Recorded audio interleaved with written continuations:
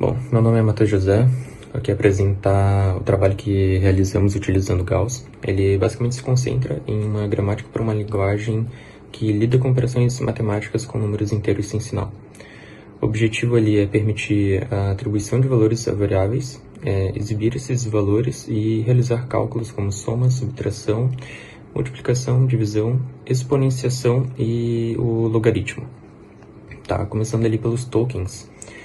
Temos tokens para soma, subtração, multiplicação, divisão, exponenciação, o log. Aí temos para imprimir, que seria o show, atribuição para o igual, abertura de parênteses e fechamento, e o fim de linha. Aí temos ali a variável e os números.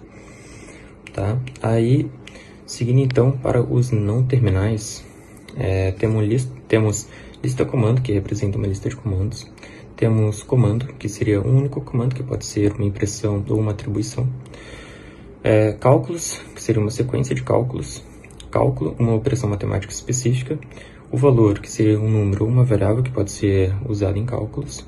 E a função, que representa ali, no nosso caso, o logaritmo. Aí, chegando na nossa gramática, na primeira linha temos ali uma lista de comandos. Pode consistir em um comando seguido por mais comandos ou simplesmente um comando. Na segunda linha, temos um comando, pode ser uma instrução para imprimir uma variável ou uma atribuição onde uma variável recebe um cálculo. Na terceira linha, seria a seção de cálculos, pode consistir em mais cálculos ou um valor simples. Na quarta linha, essa parte define ali as operações matemáticas permitidas. Na quinta linha, define como o logaritmo pode ser usado em cálculos. E na sexta e última linha, um valor pode ser um número, uma variável, uma expressão entre parênteses ou uma função. E depois aqui temos a parte do simulador, onde colocar aqui um exemplo, apenas um exemplo, porque senão seria muita coisa. Mas aqui no caso simular léxico, aí teria todas o passo a passo aqui da linguagem e o sintático, que seria a derivação da linguagem.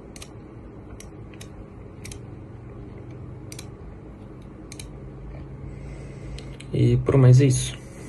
Olá, eu sou o Jonatas Mene e eu vou dar início à apresentação do código do semântico para identificação das operações. Começando aqui, a gente definiu na classe do semântico um hash map para armazenar as variáveis da operação. Temos duas listas, uma lista para operandos e uma lista para os operadores. É um array list cada um deles.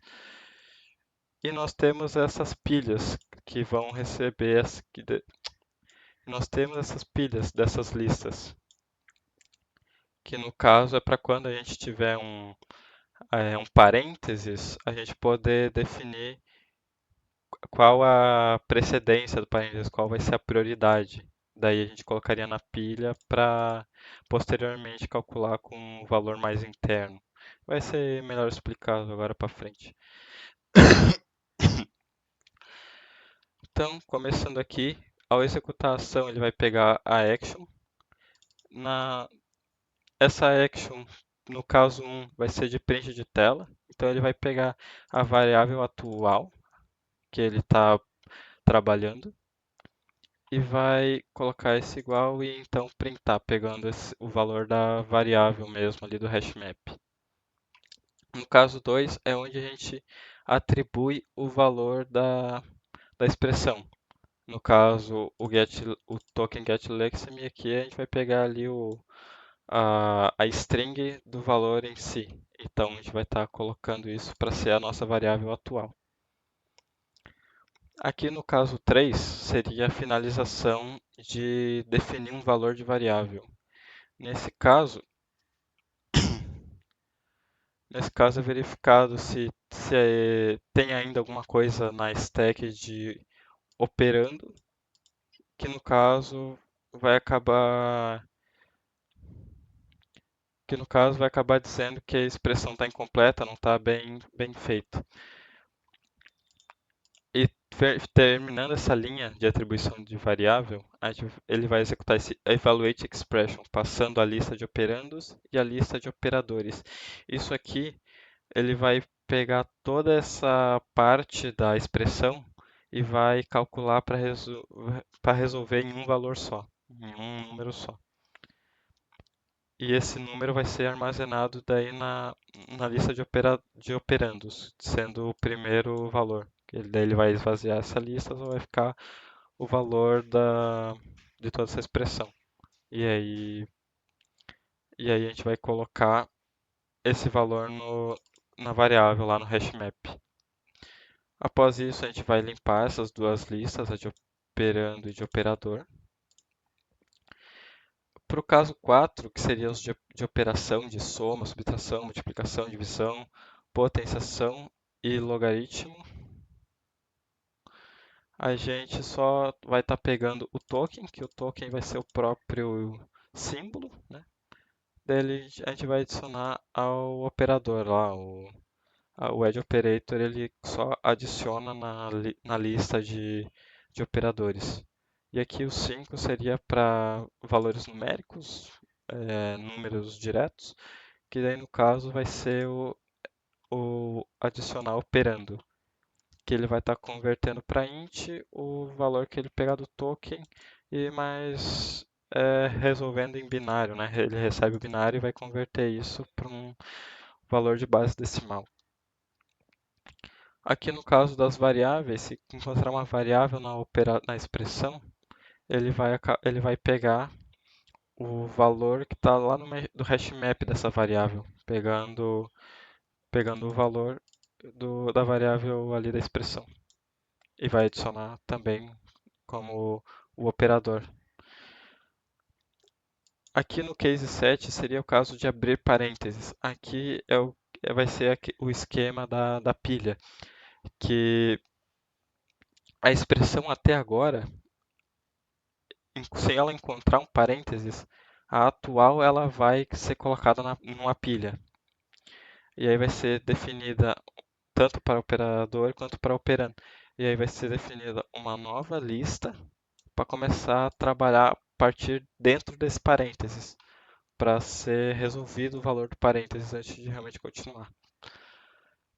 No case 8, que seria fechar o parênteses, ele vai resolver o valor dessa lista atual, que então no caso é só o que está dentro do parênteses mais interno, podendo colocar vários parênteses, né? Ele vai resolver o valor da lista, vai pegar o resultado aí que deu só o que está dentro do parênteses, ele vai remover esse valor da pilha e colocar nessa variável aqui de lista anterior, para essa agora ser atribuída à lista que estamos trabalhando atual, porque vai ser adicionado o valor do parênteses, o valor resolvido no parênteses, como um operando ali da lista anterior, da expressão anterior. E vai resolver com vários parênteses, assim. Então, tipo, dá para colocar vários parênteses alinhados, ele vai sempre conseguir resolver, tirando sempre o valor do mais interno. Aqui um default, para caso ele não encontre a action, daí ele vai colocar vai dar um throw new error. E aqui seria os métodos de add operator, que só adiciona o operador na lista, e o de add operand, que só adiciona o operando na lista. E era isso. Vou deixar agora pro Matheus Barbosa. Opa, eu sou o Matheus Barbosa e vou estar explicando um pouco agora sobre a implementação da precedência e também do próprio cálculo das operações que a gente acabou fazendo, né? Aqui primeiramente a gente vai ter essa função de evaluate expression, que o que ela vai fazer? Ela vai avaliar uma expressão que vai ser representada por duas listas, né? O operand list, que vai ser a lista dos operandos, que vai ser a lista de números inteiros, que são os valores que a gente vai usar para calcular, os binários, nesse caso os bits, E a lista de operator, né? O operator list, que vai ser a lista dos operadores entre os números, se vai ser mais, menos, divisão, multiplicação e assim por diante. Nessa lista operators aqui, ela vai conter todas as operações que vão ser possível de acordo com aquela precedência. Como assim? Por exemplo, a gente vai fazer 4 validações aqui para verificar a precedência do operador atual. Por exemplo, esse primeiro item aqui, ele vai validar a precedência do log. O log vai ter sempre a maior precedência, que ele tem que ser calculado antes para que os próximos consigam. E caso tenha alguma operação dentro do log, por exemplo, no próprio valor do log pode ter 1 mais 1, né, ou 10 mais 10, que vai ser 2 mais 2. Ele vai calcular o 2 mais 2 primeiro para depois calcular o log. Aqui a gente tem a parte, essa parte ali que ele consegue meio que recursivamente fazer isso, né? Foi o que o Johnny acabou explicando, que as pilhas que a gente utiliza permitem isso, tá? Só para dar um contexto um pouco maior. Mas enfim, aqui a gente separou em 4 níveis de precedência que ele vai validar. O primeiro vai ser somente o log, ele vai pegar do index 0 até o 1, mas o 1 não é incluso, tá? Então por isso que a gente acaba colocando uma extra ali. Depois ele vai verificar da exponenciação, que vai ser utilizado essa nomenclatura aqui, asterisco, asterisco, padrão de Python, por exemplo. Aqui ele vai validar divisão e multiplicação e, por último, soma e subtração. Agora, ele vai para a parte, depois disso, né, ele vai rodar essa Evaluate Operator. O que ele vai fazer? Ele vai percorrer esse Operator List aqui, que a gente passa na função anterior, e vai procurar os operadores que sejam do mesmo tipo. Ou seja, ele vai receber uma lista de operadores e, a partir dessa lista, ele vai receber e vai tentar fazer um match dos operadores que ele precisa para essa precedência atual, que no caso são esses primeiros parâmetros aqui que a gente acabou passando. E depois disso ele vai fazer, né, depois que ele encontrar, ele vai percorrer cada operador da lista que a gente anda passando. Ele vai retirar esse operador, só para ficar mais fácil para não ter que ficar utilizando getI, por exemplo. Aqui ele verifica se ele contém, já é uma função bem direta do Java. E aqui a gente faz as operações para remover os números, os operandos da lista. Mas a gente tem que tomar cuidado que log, por exemplo, sempre só vai ter um número, um resultado final. Mesmo após a recursão que a gente acaba fazendo para calcular os valores entre os parênteses, no final ele vai retornar somente um número. E a gente faz essa validação aqui, né? Que caso seja log, não precisa retirar um segundo número de uma pilha, de uma lista, porque senão ele vai dar erro. E aqui a gente tem a execução real das operações. No caso, a partir de cada operador que ele retirou da lista, ele vai verificar se é exponenciação e vai fazer o poll aqui, né, o math.poll. Multiplicação, mesma coisa. Divisão a gente acaba removendo e criando um tratamento de erro para divisão por zero. Mais, menos. E log também a gente acabou colocando um tratamento de erro para caso ele coloque um logaritmo negativo. O que é impossível, já que nossas regras estão limitadas, os nossos valores estão limitados somente para binários positivos, porém a gente sabe que a gente tem que acabar validando esses pequenos detalhes. Uma coisa que também a gente faz no logaritmo é como ele só recebe um valor, ele só vai atualizar um valor. Enquanto os outros casos aqui a gente acaba até removendo o segundo operando, né, o segundo valor que a gente calcula em cima, mas no logaritmo a gente não faz isso, já que a gente só puxa um valor. Então a gente faz os reajustes para os índices e dá um continue aqui, que é o único ponto de diferença das outras operações que a gente acabou fazendo, né? E aqui a gente tem a atualização no final de cada operação e operandos, né? que ele vai substituir sempre o primeiro valor pelo resultado e vai remover o segundo operando, só para que não vai ser mais utilizado mais para frente. E depois, né, ele também remove o operador que a gente utilizou. Ou seja, aqui ele remove o número 1 que ele retirou e substitui ele na lista para ficar organizado. Aqui ele remove o segundo número, só remove da lista, e aqui ele remove o operador da lista de operadores. E depois ajusta o índice, né, para continuar a verificação, um loop bem padrão de qualquer linguagem, né.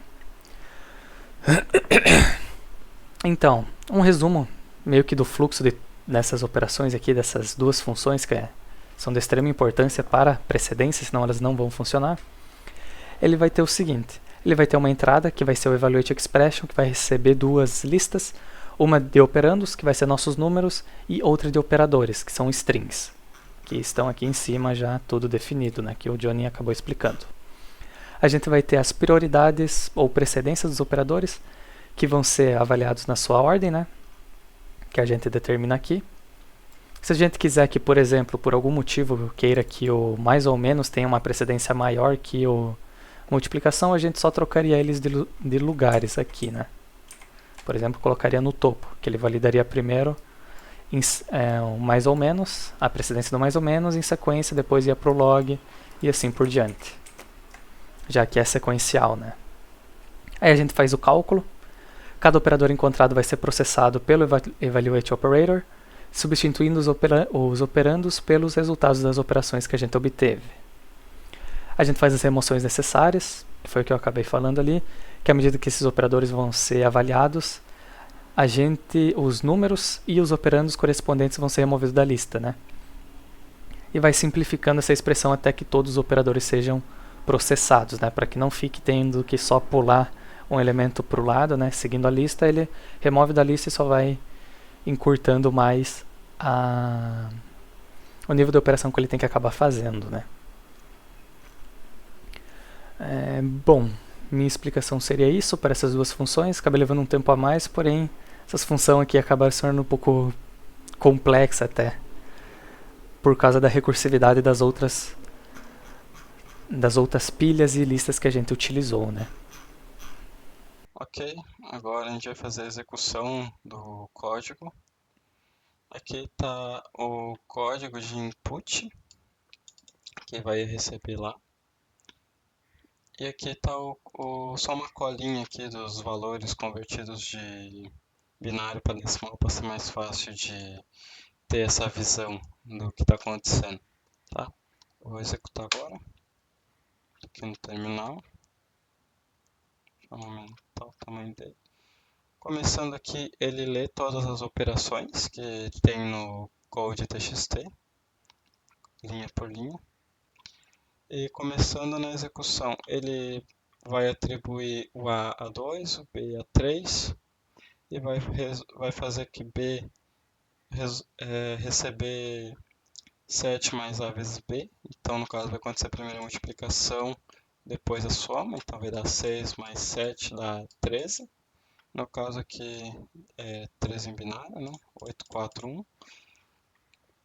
Agora aqui a gente fez um logaritmo de 100, que logaritmo base 10 de 100 vai dar 2. Então ele deu em 2 aqui. O B aqui, no caso aqui está 2, ele faz 1 vezes 2. É para dar 4, deu 4.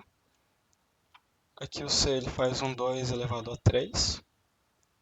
Está aqui embaixo, esse cara aqui. 2 elevado a 3 é para dar 8. Tem aqui o 8. Agora, aqui embaixo, o A está recebendo 1, o B está recebendo 1 menos A, no caso vai dar 0. Vou botar com um 0 aqui, certo? Agora aqui, ele faz esse 2 vezes 2, menos... Aqui, deixa eu acompanhar. 2 vezes 2 menos 8 dividido por 2. Então, ele vai fazer o 2 vezes 2, primeiro 4, 8 dividido por 2, 4. 4 menos 4 vai dar 0. Então, tá aqui o A igual a 0. Tá. Agora aqui, 2 vezes 7 menos 1 vai primeiro ser o 7 menos 1, vai dar 6, vezes 2 é para dar 12, então tá aqui o 12 no B. Agora uma soma dentro do logaritmo, a gente tem 2 mais 4, desculpa, 2 mais 8, que é para dar 10, então o logaritmo de 10 vai dar 1, que é o que temos aqui. E aqui a gente tem um 2 dividido para 2 vezes 2, que no caso vai só manter o próprio 2 mesmo. E aqui para o final, para apresentar como está o alinhamento desculpa, o alinhamento dos parênteses e precedência de operadores. Então, ele começa aqui com dois parênteses, aqui mais um, ele vai primeiro fazer esse cara aqui. Eu vou acompanhar por aqui pelo lado, que vai ser mais fácil, já que aqui está em base decimal. Então, ele vai primeiro fazer 1 vezes 2, vai dar 2, e ele vai fazer o 3 menos 2, vai dar 1. Ele vai fazer essa soma do 4 mais 1, vai dar 5. E fazer essa exponenciação. 5 elevado a 2 vai dar 25.